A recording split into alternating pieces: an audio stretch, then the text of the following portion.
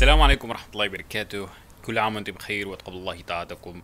جناوك شاب يروزكم وان شاء الله بكيف وخشي باق جبون بسلامتي بسروة ضرباس ببو بيرقيوا واهليوا وزاريوا. في هذا الفيديو طبعا حكيت بالكردي كل عام وانتم بخير. في هذا الفيديو راح نشرح أسئلة قليل يعني شوي متنوعة عن خطوط البيضاء اللي على الأرض، عن شوي لافتات، عن كمان حالات الدورجونس السيارة اللي خلفك طوارئ مثلا، وعن تعطي الأولوية للبريوريتي أدغوات، وعن كمان الأكسيدون الحالات الحوادث. لا تنسى الاشتراك ولا تنسونا من صالح دعائكم. يلا بينا نروح على شرح الأسئلة. 15 سؤال. السلام عليكم اخواني. قبل ما نبدا اول سؤال طبعا حابب احكي انه في بعض المتابعين جزاهم الله خيرا يطلبوا مني انزل فيديوهات مخصصه عن خطوط البيضاء اللي على الارض او عن الميكانيك او المخالفات. انا حابب انزل كميه كافيه شرح الاسئله، بعدين ان شاء الله رح بلش ننزل اسئله مخصصه لكل قسم لحال، مثلا اسئله الاوتوغوت لحال، اسئله الميكانيك لحال، واسئله الابي اس واي اف او لحال مثلا، واسئله الخطوط البيضاء اي اللي على الارض لحال. فهون خلينا نبدا اول سؤال. السؤال الاول يقول: لا لين فيزيبل au milieu de la chaussée est une ligne de rive, réponse A; une ligne continue, réponse B; une ligne d'annonce, réponse C. هلا السؤال بيقول انه الخط هذا اللي انتم شايفينه، الخط الابيض المستقيم اللي في منتصف الطريق اللي بينك وبين المستخدمين الثانيين الذهاب والاياب، شو بيكون؟ بيكون طبعا اسمائهم هن الخطوط البيضاء المتقطعه، بيسموه دو ريف. وكمان بون ريبونس طبعا الجواب الصحيح هو بي. او الخيار الثاني بيقول اون لين كونتينيو، يعني خط مستقيم ابيض مستقيم. الخيار الثالث يقول دانونس، يعني خط ابيض يعلن انه الطريق بيختلف. فهون بون ريبونس هذا اسمه لين كونتينيو، ريبونس بي. المخالفات اللي راح يجي لك اذا انت تجاوزت هذا الخط، رحت على الطرف الثاني، هون هذا الخط الابيض المستقيم عباره عن حاجز او حائط بينك وبين مستخدمين ثانيين. اذا انت تجاوزتها رحت على الطرف الثالث، سحب 3 نقاط، وايضا possibilité de suspension de permis de conduire، وايضا 135 يورو غرامه 4 كلاس ماكسيموم. خلينا نروح على السؤال رقم 2. السؤال الثاني يقول: j'accélère, réponse A; je ralentis, réponse B; je conserve la même vitesse, réponse C. فهون انتم مثل ما شايفين خلفك في سيارة امبولانس. هي هذه السيارة الامبولانس ما بتعتبر من سيارات الأولوية، ولكن إذا شغلوا الضوء الأزرق اللي فوق معناتها هن بدك تعطيهم الأولوية، لأنه هم بيكونوا في حالة طارئة. وكمان مثل ما انتم شايفين هو حاطط غماز اليسار، يعني بده يروح على الطرف الثاني من الطريق. فهون بون ريبونس سي، يعني انت بتضل على مكانك وتحافظ على سرعتك. يعني الخيار الاول هو بيكون جاكسلير، ازيد من السرعه، لا. جو رالونتي، اخفف سرعتي، لا. جو كونسيرف لا ميم فيتيس، فقط لا غير، بتحافظ على سرعتك وبتمشي ماشي، لانه هو بيتحول على الطرف الثاني من الطريق. خلينا نروح على السؤال رقم 3. السؤال الثالث يقول: conduisons seul avec un taux d'alcoolémie de 0,56 grammes dans son. Je risque un retiré de 3 poids sur mon permis طبعا. Réponse A. Un retiré de 6 poids. Réponse B. Un retiré de عفوا السؤال الخيار الثالث يقول une amende. Réponse C. l'immobilisation de mon véhicule. Réponse D. هلا السؤال شو بيقول؟ السؤال بيقول اذا انت سخت السياره وفي عندك في الدم 0.56 في الدم، يعني دبلة قديش بيكون؟ يعني الدبلة في الهواء بيكون دبل الدم، فمعناتها في الهواء موجود 112 لتر في الهواء يعني. فهون في الدم بيقول 56، فانت في حالة ممنوع تسوق سيارة. شو هن الخطورة؟ السؤال هيك بيقول. الجواب بون ريبونس بي سي اي دي. الجواب يكون سحب 6 نقاط. وكمان اون اموند يعني مخالفه غرامه 4000 يورو. وايضا احتماليه حتى احتماليه تعليق الرخصه، بس هون في الخيار ما حطوا لك يعني suspension de mon permis de conduire et annulation aussi de 3 ans. وكمان الجواب الثالث بيكون l'immobilisation de mon véhicule يعني حجز السيارة.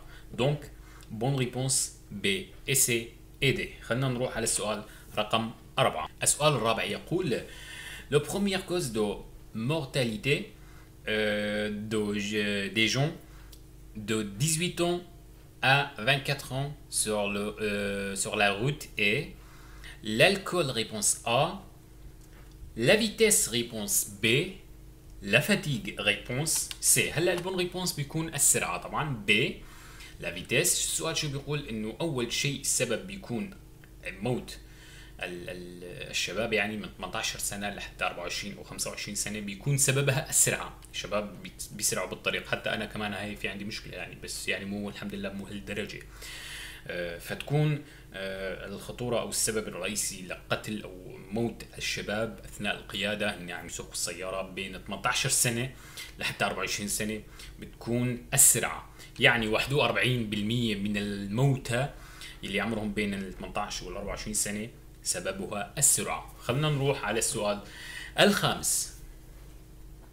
بون ريبونس طبعا بيكون بالفيتيس. السؤال الخامس يقول l'alcool a notamment pour effet de réduire le champ de visuel.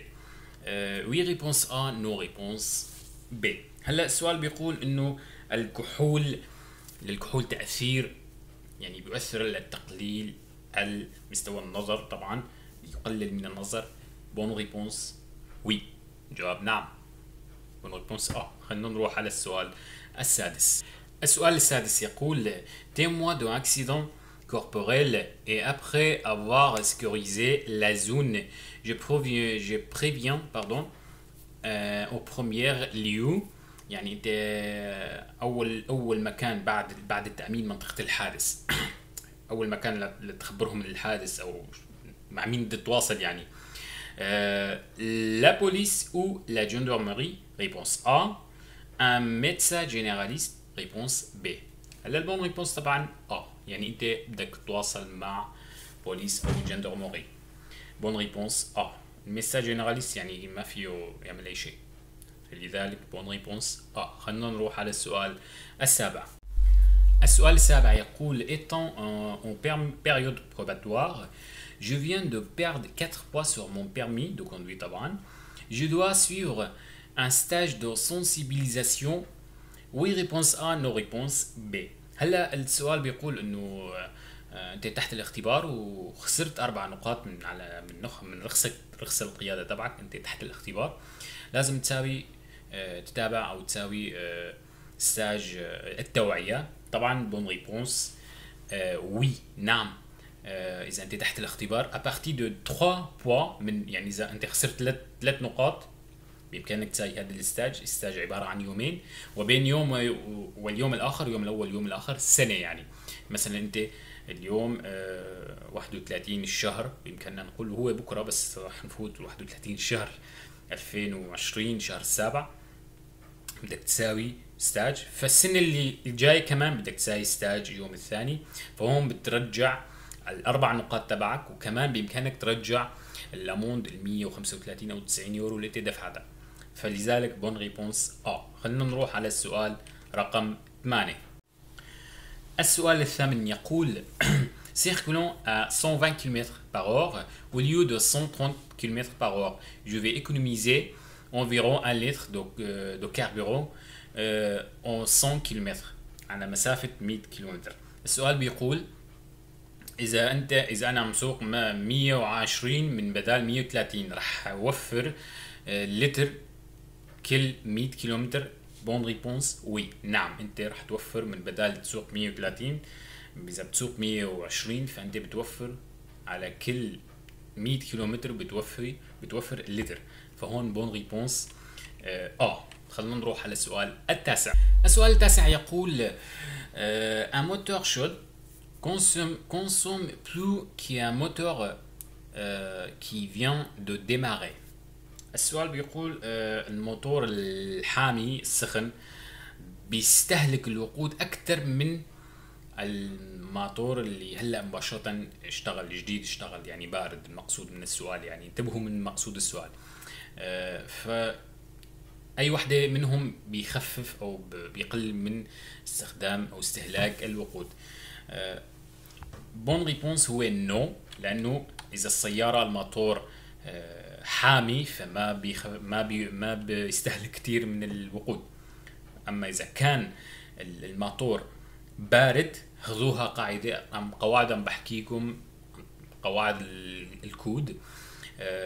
موتور فوا consomme le premier kilomètre 50%, le 12e kilomètre 25%. الموتور البارد، السيارة يعني الموتور البارد في الشتاء مثلا بيستهلك أول كيلومتر استهلاك لا يعني لا يصدق 50%، والكيلومتر الثاني، كيلومتر أول 50%، الكيلومتر الثاني 25%. فهون بون ريبونس نو. خلينا نروح على السؤال العاشر. السؤال العاشر سهل بس بدي دقق شوي على بعض الأمور. بريوريتي à droite. السؤال بيقول je cède le passage à droite. Oui réponse A, no réponse B. هلا الباساج à droite هو طبعا سيارة إسعاف طوارئ، بس هو مثل ما انتم شايفين مو حاطط